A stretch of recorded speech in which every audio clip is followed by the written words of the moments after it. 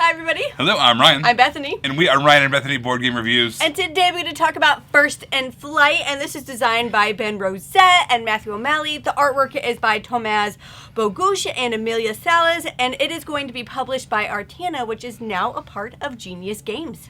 All right, so we all know that the Wright brothers were the first in flight, right? Knee slapper, First in Flight, First in Flight. But that doesn't mean that they're the only players in the game at the time. In this game, it's kind of historically set, as you are all trying to race to be the first to have a flying machine. So you're all taking on the role of these different historical characters. You're trying to make your plane fly the farthest. Let me show you how to play. Right off the bat, First in Flight is a deck building game. You have kind of a weak starting deck here of all the different things you need to kind of fly a little bit. And this is where you're going to get more of the cards that you're going to use to fly around. First off, we have the glide cards. These are just a 1 value, but they're going to allow you to keep on going, keep on flying, keep on gliding a little bit. Experience helps in all areas of our life, but this in case is going to allow you to fly a little bit more, plus add more glide to your deck, both as you're flying and then it's going to be there for the future as well. We are going to start off the game with some of these basic flight problems in our deck, and that's kind of one of the things that triggers the push your luck element of this game. We are going to crash if we have 4 or more of those little starburst symbols come up face up in our deck as we're playing them out there. We're also going to start off with 2 of the design flaws in our deck as well. They're very similar to the basic flight problems, except for they provide 2 of those little star symbols. So right away at the beginning of the game, you have 6 of the little star symbols in your deck that you're going to have to deal with. Now you do have a chance throughout the game to discern those design flaws into basic flight problems, but still there's no way once to remove those cards from the deck. You're stuck with at least 4 of those little star symbols in every single hand you play. This deck is face down. You don't know which one you're going to get. They all provide 2 of those little star symbols. However, when they're repaired, they're all going to give you kind of a random little benefit as well. Over here we have our advanced flight cards. Just like similar to the glides here, this one provides a value of 1. This provides in the deck values 2 through 5. And it kind of shows you how common the 2s through 5s are in that deck. But basically you get a chance to draw them face down. You don't know what they're going to be, but you know they're going to be good. We've also got some coins over here. That's going to be used to buy some cards, repair your airplane, those kinds of things. Here's the actual board that we'll be playing on. Or on the outside track here, what we have, it's kind of like a score track, but what it really is keeping track of our best record flight. So if we are this teal player here, first time we fly, let's say we got a distance of 6. We're going to leave that there, that's our current distance, and the next time we fly, if we get a 4, we don't even mark that. We just show that our record is still 6. On a future flight, if we get 15, we move it up there, and basically every time you break your own record, you move your airplane to match that. On the inside here, we have kind of a circle of different actions. On your turn, you can move your piece to any action in the circle and take that action. So for instance, if we're here and we really need to repair our ship, we might go all the way up there. We can spend either some time or some money in order to repair some of the flaws that we found in our ship. If we pay time, we have to forego some actions by moving ahead on these clock symbols. Or we can just spend the coins instead if we have those. But now the trick of this game is whoever is in currently the farthest back position, they get to take actions until they are no longer in the last position. So the red player, they could choose to go here, here, or even jump ahead of us. And then that would be the gray position. Gray could go again now because they only went, they're still in the last position. And that's kind of how this game progresses. There's places where you can buy experience cards. There's places where you can get some of these extra cards over here. These cards over here, which are all these. All those are going to be special abilities that are going to help you throughout the game. There's also going to be places where you can take any action at all. There's kind of a wild spot there. A place to get some money. But the most important spot on this board is the flight action. I'll go over a flight action here in just a moment. But basically that's kind of the big main one. That's how you move your plane on the outside. That's how you're going to score your points. The game takes place either over 4 quarters. At the end of each quarter, whoever is the furthest ahead is going to get some money based off this little chart here. But at the end of the 4 quarters, if no one has reached 36 points yet, then basically everybody takes one last turn trying to break their own records. Whoever has the highest record wins the game. The other way the game can be ended is if one player crosses that 36-point line over there. At that point, again, everybody gets one last time to break their records, and then the game ends after that. Also, to help us out, we also have these pilot cards. We're going to get a chance to draft one of these at the beginning of the game. Basically, you're going to set out a number of these based off the number of players plus 1. So let's say in a 2-player game, we'd set out 3 of them. Whoever's going to be going last gets to choose first.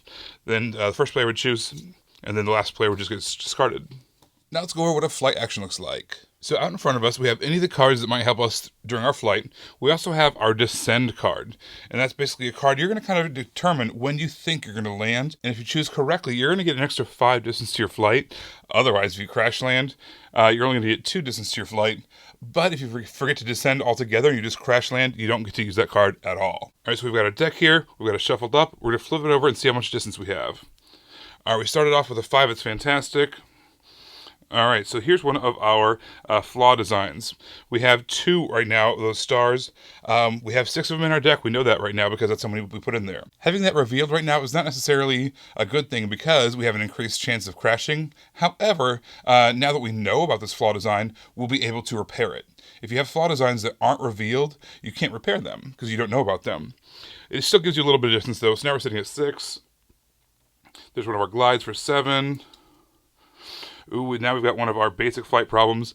We're sitting at 3. You know, this might not be a bad time to do our descend action, just so we can get something out of it. We're ready to get 5 or 2 extra distance, showing that we descended. Ooh, here's an experience. That's going to allow us to add an extra glide into our deck, so we're going to place that down. And that's we have one more card here that shows we had an extra glide. So once you declare your descend, you only have to play 2 more cards. But then we avoided crashing, so that's a great thing. Let's count up what our points are. We've got 5, 6, 7, 8, 5 from that, so 13, 14, 15. And we also have a card here that says, gain 1 distance for each one of the uprated blue cards in your deck. We've got one of those. So our total distance is 16 in this case, which is great for our first flight. And so we're going to be able to mark our record on our chart. All the cards here are going to go back into our discard pile shuffled, except for that problem that we found. We're going to set that aside, put it in our garage, and before we fly again, hopefully we're going to have the opportunity to repair that and turn it into one of the small flight problems instead. That's how the game goes. You're going to try to build your deck up as much as possible, getting as many of those high cards in there, trying to get rid of these problem cards as much as you can in order to have the best flight record so you can be the first in flight. I thoroughly enjoyed the 2-player AI in this. Sometimes you don't know what's going to happen when you have a game that's kind of like push your luck and you need that other player in it. Side note, sometimes we just like to play with our 5-year-old because she does that for us. You know, she's a great randomizer. But she's really good at understanding rules, not great at strategy. Yes, so it's like perfect for a chaos element. But I thought the 2-player AI was brilliant in this. I like how it pushed the pace along, how it made you really think about where you wanted to go because they were going to mess up with you, and that whenever they landed on those certain spots, they got to improve their flight all the time. So it kind of pushed you to need to focus on that as well because somebody was always getting better at that, even if it wasn't your opponent, and they could take bonuses away from you. So it was really important, and I thought it was done very nicely. I love how this is a push your luck game, but I'm not generally a push your luck fan, right? Yes. There's usually just too much luck. It's luck that I can't control, and therefore it just feels like a roll of dice and see who wins kind of situation, the way my brain interprets the game. In this game, I feel like I had so much more control. There's a lot more strategy involved. When you wanted to go for things, right? And the events that were leading up to it. How you built your deck and constructed your deck kind of encouraged you to know what was in your deck. You kind of had a foresight, foreknowledge, and you can also kind of tell ahead of time. It's like a game like Mystic Vale, right? Where you can kind of tell ahead of time what you've put in the deck. You know what's coming, and you don't necessarily when it's going to come up, but you can cut off at any time and be safe. Especially with that descent card, which I thought was really, really important. So you had a lot of control. It's not just one of those things where, even if you do crash, it's like you're punished severely either. Yeah. You just, you crash and now you restart. Waste some time. Yeah. Literally, you waste some time and that's like it. Right. Yeah.